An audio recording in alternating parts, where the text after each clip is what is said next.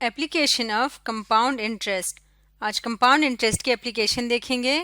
Henry has won a $100,000 prize in the lottery.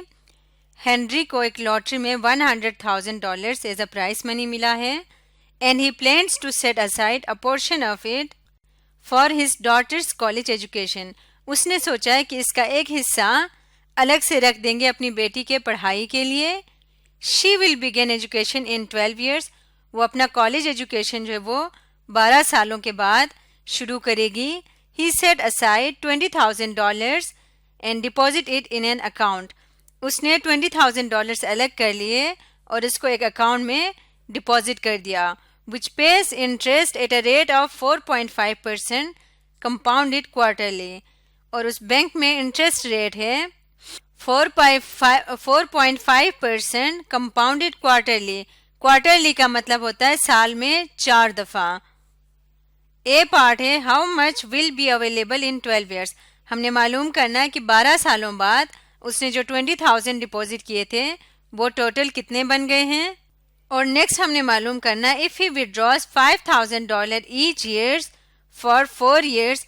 अगर वो हर साल $5,000 वापस पैसे निकाल लेता है 4 सालों तक, starting at the end of year 12, 12वें साल के आखिर पे वो ये काम शुरू करता है। How much remains in the account after last withdrawal. आखिरी विड्रॉल के बाद उसके अकाउंट में कितने पैसे बाकी बच गए ये हमने मालूम करना है। पहले हम ए पार्ट सॉल्व करेंगे। यानी हमने मालूम करना है कि 12 सालों बाद उसके बैंक में कितने पैसे जमा हो गए हैं। इसको फाइंड करने के लिए हम ये फॉर्मूला यूज करेंगे Pn is equal to P into 1 plus K power n। अब हम अपने स्टेटमेंट को देखेंगे और देखते हैं कौन कौन सी इंफॉर्मेशन गिवन है। हेनरी हैज़ वॉन $100,000 और इसमें से जो डिपॉजिट है यहाँ से आगे हम पढ़ेंगे। वो कह रहे हैं she will begin education in 12 years। 12 सालों में उसकी बेटी ने कॉलेज एजुकेशन स्टार्ट करनी है। उसके लिए उसने इनिशियली कितने पैसे रखे, $20,000। यानी जो प्रिंसिपल अमाउंट है P वो किसके इक्वल है, $20,000 के जो उसने बैंक में इन्वेस्ट किए हैं। जो उसने बैंक में डिपॉजिट किए हैं वो $20,000 हैं और उसको इंटरेस्ट रेट क्या मिल रहा है, R is equal to 4.5% compounded quarterly. Quarterly का मतलब साल में 4 दफा वो कंपाउंड होगा। यानी capital T is equal to, capital T हमें बताता है कि साल में कितनी दफ़ा वो अमाउंट कंपाउंड की जाती है। यहाँ पे है 4 times कंपाउंड की जाती है। और ड्यूरेशन कितना है, 12 years के लिए। यानी n इक्वल है 12 के। इसके अलावा हमें इस फॉर्मूले में k की भी वैल्यू चाहिए। तो k किसकी इक्वल होता है, r ओवर t के इक्वल होता है। तो r ओवर t होगा तो ये आ जाएगा 4.5%। इसको कन्वर्ट करें डेसिमल में तो ये आ जाएगा 0.045 ओवर t की वैल्यू है 4। अब इन वैल्यूज़ को हम इक्वेशन में सब्स्टिट्यूट कर देते हैं। तो n क्या है, n 12 है, लेकिन क्योंकि साल में 4 दफ़ा है तो इसका मतलब हमने क्या करना है, हमने 12 को मल्टीप्लाई करना 4 से। तो ये आ जाएगा 48 के इक्वल। बेसिकली n हमारे पास है 48, क्योंकि इसको हमने 4 से मल्टीप्लाई किया है। साल में 4 दफ़ा कंपाउंड होता है तो इसलिए n 48 यानी कि P 48 फाइंड करना है। प्रिंसिपल अमाउंट P है $20,000 के इक्वल।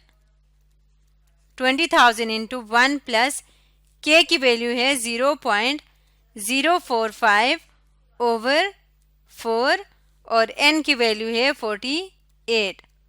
इसको सिंप्लीफाई करेंगे, ये आ जाएगा 20,000 और ब्रैकेट के अंदर इनको सिंप्लीफाई करके 48 पावर लेंगे तो इसका आंसर आ जाएगा 1.7108 के इक्वल। अब इसको मल्टीप्लाई करेंगे तो P48 इक्वल आ जाएगा $34,216.821 के इक्वल आ जाएगा। यानी कि 12 years बाद जो 20,000 है वो बन जाएगा $34,216.821 के इक्वल। यहाँ पे हम लिखेंगे it will be $34,216.821 after 12 years. तो ये ए पार्ट सॉल्व हो गया. पार्ट बी देख लेते हैं. हमने पार्ट बी में देखना है कि अगर वो 12 सालों के बाद हर साल $5,000 निकालते हैं अगले 4 सालों के लिए, तो फिर उसके पास लास्ट विड्रॉल के बाद कितने पैसे बचेंगे. तो अगर देखें तो 12 सालों बाद उसके पास जो अमाउंट बनेगी वो बन जाएगा $34,216.821. तो अब इसमें से उसने कितने निकालने हैं, $5,000 पहले साल में निकालना है. सेक्शन बी का अब हम करने लगे हैं. तो ये आ जाएगा, जो रिमेनिंग अमाउंट बच जाएगी उसको अगर हम P1 कह दें तो वो कैसे आएगा. जो उसके पास पहले अमाउंट था 34,216.821, इसमें से माइनस करेंगे $5,000. तो P1 की वैल्यू यानी कि इतने माइनस करने के बाद जो उसके पास अमाउंट बचेगा वो आ जाएगा $29,216.821 उसके पास बच जाएंगे. 1 का मतलब है कि पहले साल उसने इतने निकाले. तो अब जो न्यू प्रिंसिपल अमाउंट बना है वो P1 है. अब हमने देखना है क्योंकि बैंक में अभी भी इतने पैसे बचे हुए हैं, तो ये हमारा न्यू प्रिंसिपल अमाउंट है. इस पे उसी तरह से इंटरेस्ट लगेगा. तो Pn वाला फॉर्मूला अगेन हम अप्लाई करेंगे. Pn is equal to P into 1 plus K whole power n. ये फॉर्मूला लगाएंगे तो अगले 1 साल तक ये अमाउंट सेम रहेगी. इसका मतलब 1 साल के लिए हमने फाइंड करना है कि कंपाउंड इंटरेस्ट क्या बनेगा. अब n हमारे पास क्या है, क्योंकि साल में अब हमने सिर्फ 1 साल का देखना है. 1 साल में 4 दफ़ा वो कंपाउंड होता है. इसका मतलब n की वैल्यू यहाँ पे क्या है, n यहाँ पे 4 के इक्वल है. तो P4 is equal to P है 29,216.821 इंटू 1 प्लस K किसकी इक्वल होगा, ये वही सेम रहेगा यानी इंटरेस्ट रेट सेम ही रहेगा जो कि है 0.045 ओवर 4. 0.045 ओवर 4 ये सेम रहेगा और होल पावर n जो है वो 4 के इक्वल आ जाएगा. इसको सिंप्लीफाई करेंगे तो ये आ जाएगा 29,216.821. इस ब्रैकेट के अंदर इस सब को सिंप्लीफाई करके लिखेंगे, ये आ जाएगा 1.04577. अब हमने याद रखना है कि ये हर दफ़ा सेम रहेगा क्योंकि हर अगले साल में 4 दफ़ा कंपाउंड होता है. तो ये इंटरेस्ट रेट और n की वैल्यू सेम रहेगी. इसका मतलब ये सेम रहेगा, सिर्फ प्रिंसिपल अमाउंट हर साल चेंज हो जाएगा. अब इसको इसके साथ मल्टीप्लाई करके लिखेंगे तो हमारे पास P4 की वैल्यू आ जाएगी $30,000 $30,554.075. ये P4 यानी सेकेंड ईयर में उसके सेकेंड ईयर के एंड पे उसके पास कितना बचेगा, इतनी अमाउंट इसके पास बच जाएगी. अब हमने P2 फाइंड करना है 5,000 निकालने के बाद. तो P2 के लिए क्या हो जाएगा फॉर्मूला, P4 माइनस $5,000. P4 इस अमाउंट में से $5,000 माइनस कर देंगे तो ये इक्वल आ जाएगा 25,554.075 के. यानी सेकेंड ईयर के एंड पे जब वो पैसे विड्रॉ कर लेगा तो उसके पास इतना अमाउंट बाकी रह जाएगा.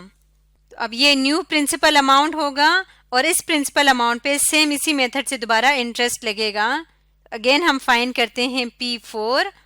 P4 इज इक्वल टू अब न्यू प्रिंसिपल अमाउंट होगा 25,554.075 इंटू ये वाली चीज़ सेम रहेगी 1.04577. क्योंकि इंटरेस्ट रेट और पीरियड सेम रहेगा तो ये वाली चीज़ भी सेम हो जाएगी, इसलिए इसको बार बार लिखने की बजाय हम ये एक ही दफ़ा लिखेंगे. इसको मल्टीप्लाई करके फाइंड करते हैं तो अमाउंट आ जाएगा $26,723.075. 4.68। अब ये जो अमाउंट है ये क्या है, ये थर्ड ईयर में उसके पास इतना अमाउंट रह जाएगा। अब इसमें से 5,000 विड्रॉ करेंगे तो वैल्यू किसकी आ जाएगी, P3 की वैल्यू आ जाएगी। P3 is equal to P4 में से माइनस करना है हमने $5,000, तो ये इक्वल आ जाएगा $21,723.68 के। At the end of third year जब पैसे निकालेंगे तो इतना रह जाएगा। ये न्यू प्रिंसिपल अमाउंट है, नेक्स्ट ईयर के लिए इस अमाउंट पे इंटरेस्ट लगेगा। अगेन हम P4 फाइंड करेंगे। अब P4 में अमाउंट होगा प्रिंसिपल अमाउंट 21,723.68 और ये मल्टीप्लाई होगा इस रेट के साथ जो कि है 1.04577। तो ये मल्टीप्लाई करेंगे और उसके बाद सॉल्व करेंगे तो ये इक्वल आ जाएगा 22,717.977 के। ये फोर्थ ईयर पे जाके उसके पास प्रिंसिपल अमाउंट इतना रह जाएगा और अब इसमें से 5,000 विड्रॉ करनी है, यानी कि अब हमने फाइंड करना है P4। P4 इक्वल होगा, ये जो P4 है ये थोड़ा सा कंफ्यूजिंग हो रहा है इसलिए मैं इसको P4 नहीं, लास्ट में इसको प्रिंसिपल अमाउंट P ही नाम दे देती हूँ। लास्ट में जो इसके पास अमाउंट बचेगा उसको हमने P नाम दिया है फोर्थ ईयर के एंड पे। और ये कैसे फाइंड होगा, P4 माइनस 5,000। P4 में से 5,000 माइनस करेंगे तो जब ये माइनस करेंगे ये आ जाएगा $17,717.978। इसका मतलब 4 सालों तक मुसलसल जब वो $5,000 निकालते रहे तो लास्ट में 4 साल के बाद जो उसके पास अमाउंट बचेगा वो ये अमाउंट होगी। After 4 years, he will be left with $17,717.978। इस तरह से हम कंपाउंड इंटरेस्ट की मदद से फ्यूचर अमाउंट फाइंड कर सकते हैं। अगर हमें इनमें से कोई भी 3 वैल्यूज दी हुई हो तो फोर्थ वैल्यू हम इजीली फाइंड आउट कर सकते हैं। आज की वीडियो में हमने एप्लीकेशन ऑफ कंपाउंड इंटरेस्ट देखा।